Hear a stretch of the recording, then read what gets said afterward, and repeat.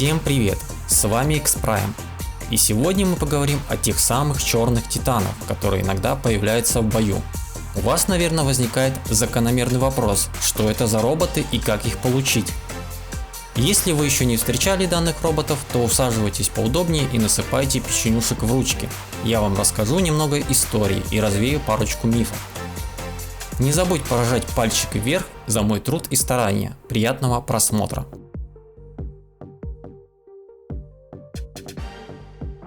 Основная масса титанов до вооруженного конфликта выполняла роль тяжелой промышленной, сельскохозяйственной и градостроительной техники.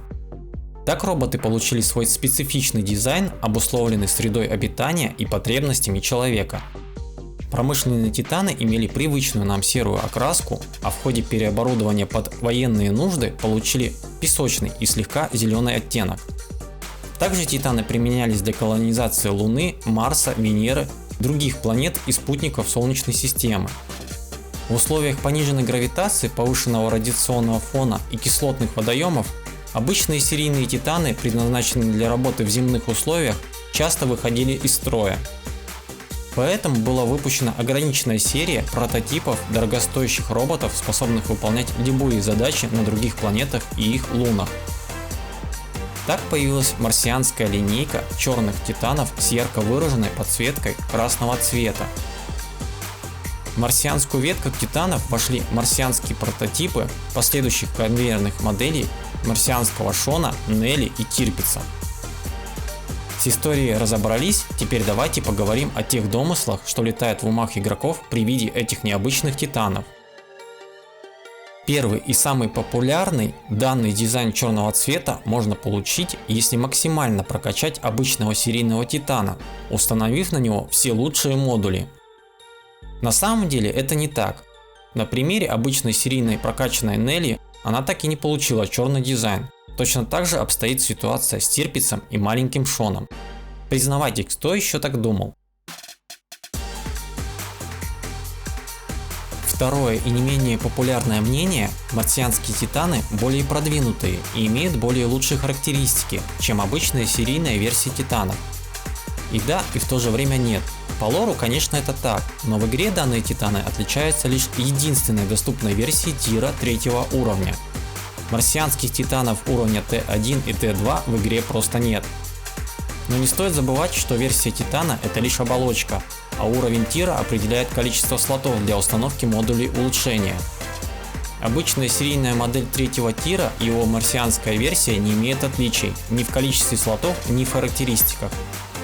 Основную роль в характеристиках титана по-прежнему играют установленные на него модули улучшения. Следующее мнение: если конвоировать марсианского Тирпица к месту эвакуации определенное число раз, то игроку дадут марсианский скин. Заманчивая мечта, но, к сожалению, это лишь домысел.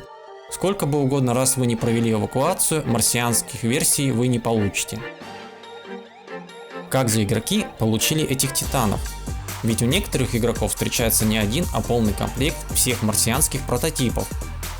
Начнем с того, что данная линейка титанов была специально придумана разработчиками, чтобы отметить людей, которые помогли проекту на ранних этапах его развития. Под помощью я подразумеваю не модерирование социальных сетей, выявление каких-либо багов в ходе тестирования или болтологию в чатах с идеями. Я говорю о инвесторах, занесших в игру реальные деньги. Тем самым на их аккаунты были отправлены эксклюзивные версии, отмечая их заслуги в развитии проекта. За инвестицию более $1000 инвестору на аккаунт начисляли марсианского Тирпица. С марсианскими версиями Нелли и Шона ценник зафиксировали на $50 и $20. К сожалению, программа инвестирования была приостановлена, и пока не ясно, будет ли продолжение. Подробнее об этой программе я рассказывал в отдельном видео, ссылку на которое я оставлю в описании. Помимо инвестирования в игру, марсианских титанов можно было получить через разовые ивенты и соревнования. Такие соревнования достаточно редки, и пробиться на первое место, поверьте, очень сложно. Тут либо творческий конкурс, либо игра на износ собственного организма. Вспоминая первый турнир закрытого бета-тестирования, участники соревновались неделю в рейтинговой системе, чтобы получить по одному скину в свои ангары.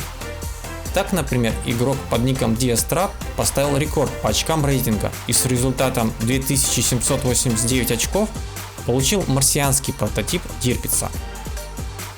Для вас это может показаться запредельным результатом, но сами разработчики старались позиционировать марсианские скины как особый эксклюзив.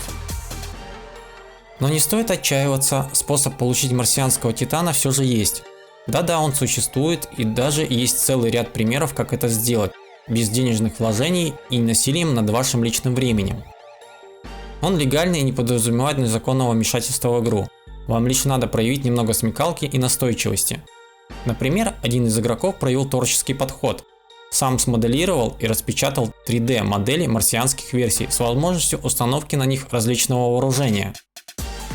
Другой игрок решил своих титанов сделать украшением для торта на собственный день рождения.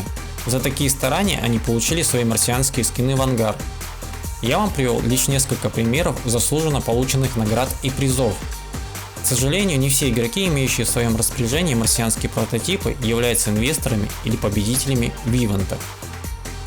Были случаи, когда в распоряжении игроков оказывался весь модельный ряд марсианских титанов.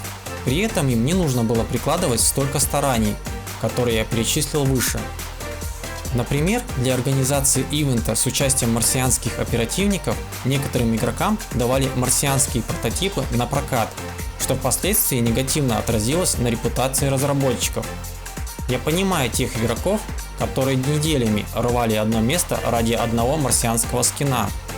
Но так получилось, что некоторым игрокам просто дали марсианские скины за то, чтобы они выходили в онлайн поиграть пару часов в день, отыгрывая роль марсианского оперативника. И вот тут у меня напрашивается закономерный вопрос к разработчикам. А какой смысл тогда было говорить об эксклюзивности и особых заслугах, когда любой игрок играет несколько часов в день и даже не догадывается, что есть игроки, которые за это получали марсианские скины?